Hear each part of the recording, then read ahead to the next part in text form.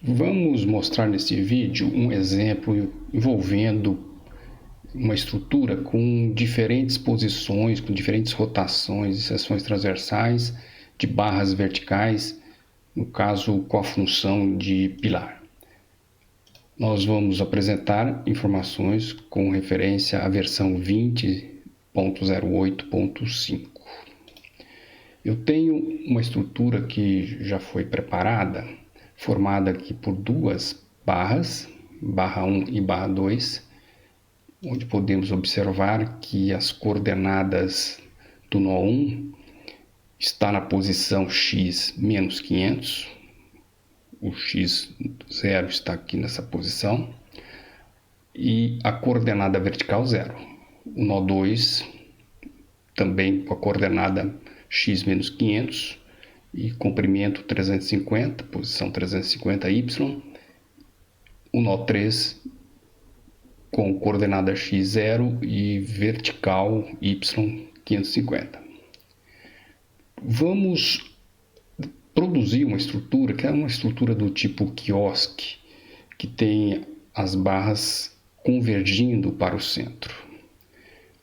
Para isso é possível utilizarmos este recurso, esta ferramenta aqui do Gestrut, que está na tela de coordenadas dos nós, onde eu introduzo coordenadas. Eu também posso executar algumas operações, dentre elas o replicar em coordenadas polares. Iremos girar em torno do eixo Y e aqui nós vamos produzir mais 5 estruturas em torno do centro, em torno do nó 3. Portanto, eu vou colocar aqui o número de repetições 5, vou aplicar e a estrutura foi girada.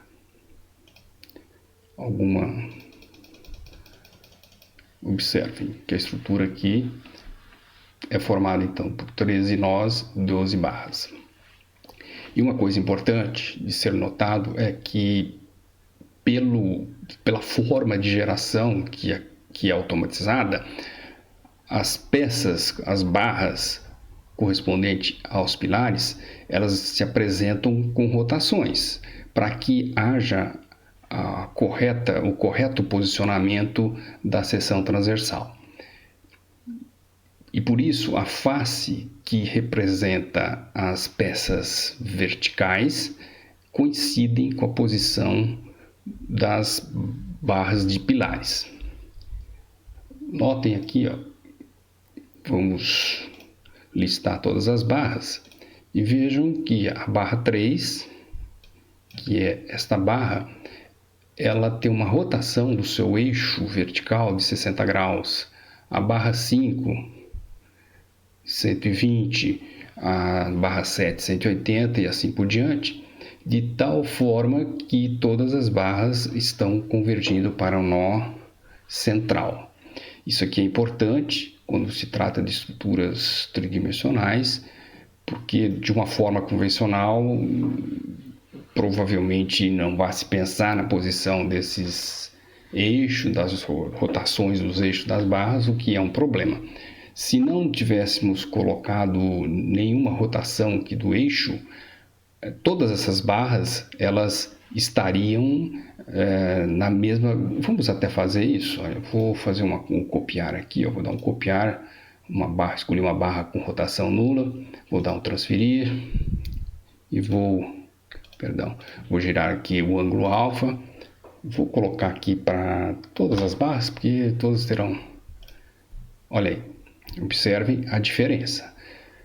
Quando eu coloquei rotação do eixo das barras iguais a 0, todos os pilares ficaram pertencentes nessa situação ao plano XY.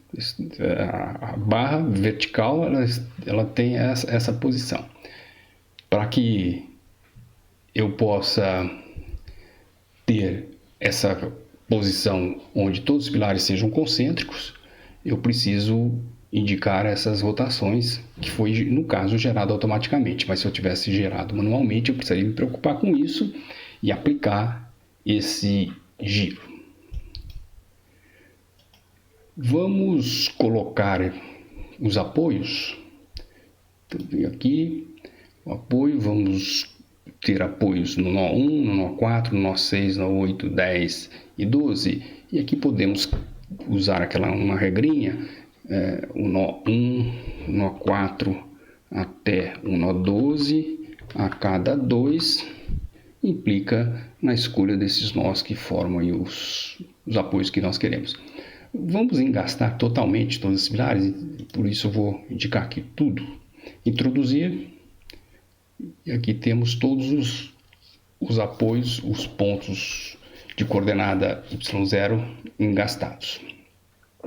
Aqui temos a estrutura. Vou aplicar um carregamento simples aqui, para ser bem rápido. Vamos criar um carregamento correspondente a peso próprio. Vou chamar aqui de carregamento tipo PP, distribuído sobre as barras. Observem que nos pilares temos apenas forças verticais distribuídas e nas peças inclinadas uma parte da força de gravidade é perpendicular ao eixo da barra e outra paralela. As forças estão sendo indicadas aqui por 0 porque são valores muito pequenos. Vamos aumentar a quantidade de casas decimais. Aí acho que é suficiente. 0,015. No caso, todas as forças são iguais e após o cálculo nós teremos que encontrar uma solução, respostas que são simétricas. Vejamos. Vamos para o resultado, vamos calcular, vamos verificar o diagrama de momentos. Aqui temos o diagrama de momento fletor e todas as barras, todas as quinas da estrutura têm o mesmo valor, como era esperado por ser uma estrutura simétrica. Temos aqui o momento fletor em torno do eixo X. Se eu escolher aqui em torno do eixo Y, 0, porque nesse caso não temos solicitações perpendiculares ao plano. Mas vamos brincar com isso daqui. Vamos fechar. Só para que a gente possa entender essa questão da rotação, vamos provocar uma rotação na barra 1, e lembrando que a barra 1 ela é aquela barra que representa a posição com coordenada z, 0, ou seja, a barra 1 e a barra 2 as duas estão contidas no plano XY.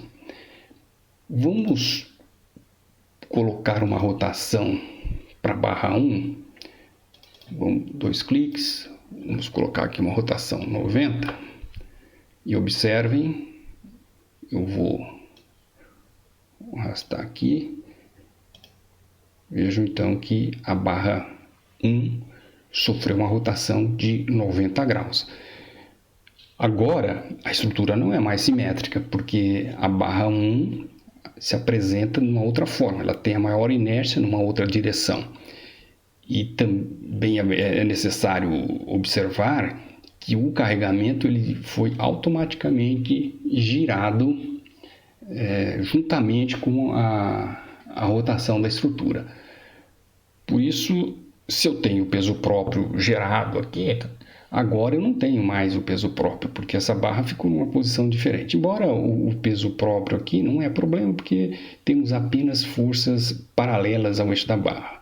Então não vai causar nenhum problema.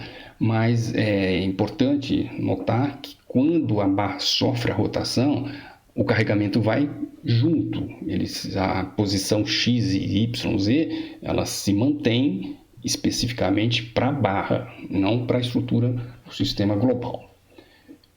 E se eu quisesse, se essa barra tivesse uma inclinação, né, não giro, rotação do eixo, mas inclinação geométrica, e eu quisesse manter o peso próprio, eu deveria recalcular esse peso próprio. Eu poderia, vamos fazer isso, fechar aqui, eu tenho esses carregamentos, eu vou excluir todos os carregamentos e vou gerar novamente o peso próprio. Vou manter o mesmo nome, PP. Tá? Então, no caso, não sofreu nenhum problema pela circunstância geométrica. Agora vamos calcular novamente. Veja, aqui nós estamos mostrando os momentos fletores na direção do eixo Y. Então, somente a barra 1 apresentou momentos em torno de Y. 40,86 é o valor. Se nós mudarmos aqui para a visualização dos momentos na direção X, vejam que a barra 1 ficou sem momento e aparece aquele 40,86. Os momentos em todas as outras barras agora não é mais uma estrutura simétrica e por isso há uma desestruturação, são valores totalmente diferentes.